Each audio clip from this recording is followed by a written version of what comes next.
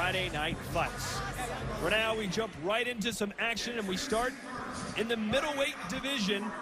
Here is Ievgen Khytrov out of the Ukraine, 25 years old, a perfect 4-0 record, including 4 knockouts. He just started fighting in December. He's known as the Ukrainian Lion. Sounds scary. And there is Chris Chatman. He has 16 professional fights. He's 12-3-1 with 5 knockouts. A nice military background. He's with the U.S. Navy as a personal training coordinator from 2004 to 2008. And both his father and grandfather boxed in the U.S. Navy. Teddy Atlas, I know you got a very good look recently at the Ukrainian Ievgen Khytrov. Yeah, he's training actually one of the Dr. Atlas Compton Kids gyms that my foundation runs, the one in Brooklyn actually. And he's actually training with Gary Stark Sr., who trains some of the fighters in my gyms, and also trains a terrific kid, Marcus Brown, who we hope is a future world champion, undefeated light heavyweight, also was an Olympian, like Khytrov. So what did you see from him? What's the scouting report? What do we expect tonight? He's going to blow out Chatman. Succinct and to the point. Boxer, center of the ring. Oh, he's physically strong. Good body puncher. Okay, gentlemen, you received your instructions in the dressing room. Expect a clean bout out of both of you. Touch gloves now. Go back to your corner. We'll get going. And I can tell you one thing, that after 503 amateur fights, if you don't know how to fight, you should be doing something else. And that's what Khytrov has, 503 amateur fights. He won the world championships in the amateur boxing world in 2011. Bell. And in 2012, he was an Olympic represented for Ukraine. Chatman has his hands full, which is nothing new for Chatman. Chatman has lost 2 of his last 4. Last time that Todd stepped up, it was a big step up 3 fights ago with undefeated, top-rated Jermell Charlo. He was knocked out in 3 rounds. Step it up. Whoa, Chatman with a left hand stuns Khytrov, who backed up quickly and nearly went down. You got a southpaw in Chatman. And you got a southpaw that's throwing big shots. Big, long, looping shots as well, and one of them connected. Break! Step back. It seems like Chatman's going to be able to do any damage. It'll come early in the fight. He's fresh. He's hungry. He's aggressive. It's paying off now. I'll tell you one thing. Chatman, boy, oh boy, oh boy. He's used to being in tough. Nothing new for him. His people have really thrown him in. In his 5th fight, they put him in with U.S. Olympian, now world champion Demetrius Andre. 3 fights ago, as I said, put him in with 24-0, undefeated, top-rated contender, Jermell Charlo. Well, if you didn't know better, you might think that his managers didn't like him. Well, they're giving him a chance. That's all you want. A chance to see your names on the marquee. And Chatman, with a win here tonight, would certainly get some attention in the middleweight division. First appearance on national television here on ESPN for both these fighters. Khytrov came in. He knows what's at stake here. Television debut, came in, lightest of his career.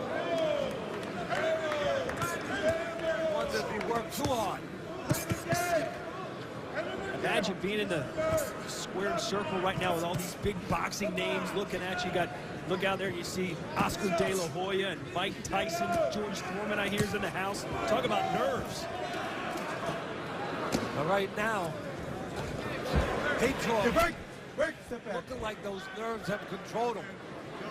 I'm sure his people are hoping that this round serves as a round that he can shake those nerves. He's not using a jab, he's allowing Chatman to control the tempo, to step in and out. No jab coming at all from Khytrov, and not the body work that I saw him do in the gym that I was talking about before. And he's fighting a guy in Chatman who's a lot more experienced in the pros.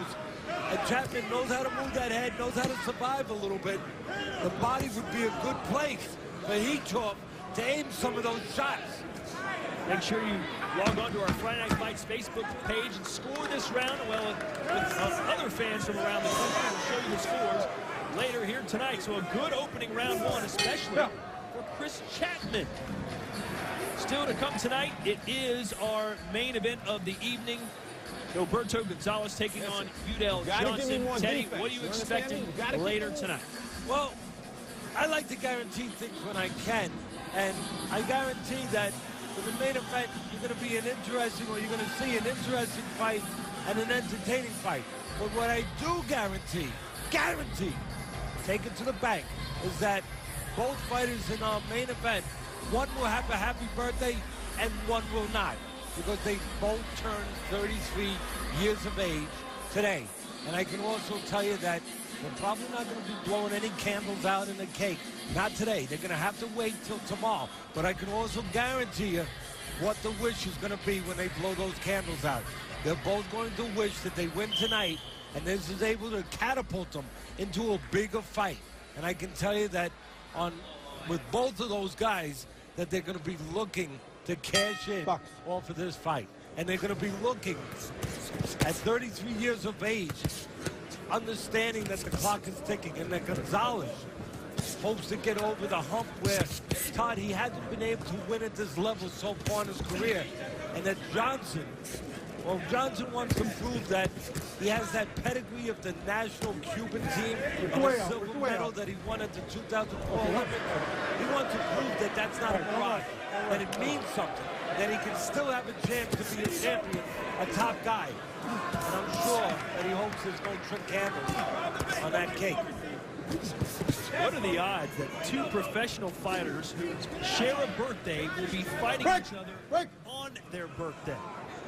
I highly doubt that has ever happened in the history of boxing, although I do not know for certain. What I do know is Chatman, again, coming out looking pretty strong here against Khytrov. He's highly regarded Ukrainian who had 503 amateur fights, went 480-23, and was the 2012 Ukrainian champion. Says his idol is Mike Tyson, and that was a dream of his to meet him tonight and to fight on his card.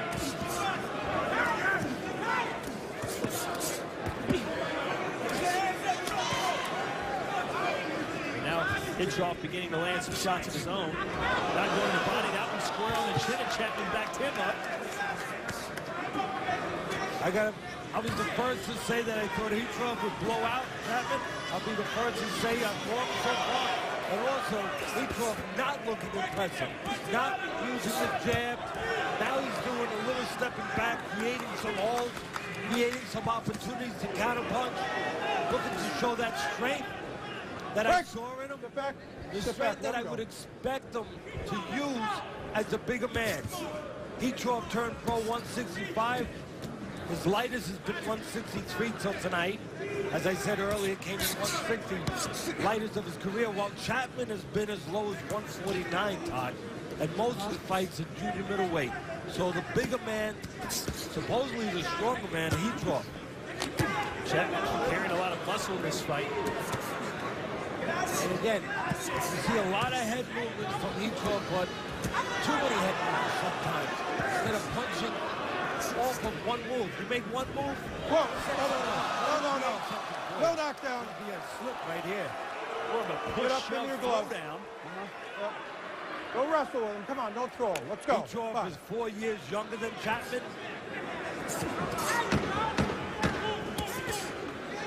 Oh, nice straight right hand from Khytrov. See, if I'm in the corner, Khytrov, I'm telling him, you got to go to the body. I don't understand why he's not going to the body. It's like a blast of hydration. The Boxing Hall of Fame, about 15 miles down the road from the Turning Stone Resort and Casino. Some of the most famous boxing fists of all time on display and will live there forever. As we get set here for round 3 between Ievgen Khytrov, and he's looking pretty good right now, taking on Chris Chatman. Round 1, very impressive for Chatman. It appears like the Ukrainian has begun to figure him out a little bit, Ted. Yeah, well, now this round he's going to use his jab. Why his jab and why the body punching has been missing for the first 2 rounds with his young prospect, Khytrov, I don't understand. Because you want to use the jab to control an experienced guy like Chatman, you know, stabilize him on the outside. There's no jab coming. What does Chatman do? He walks right in. and then he steps out when he wants.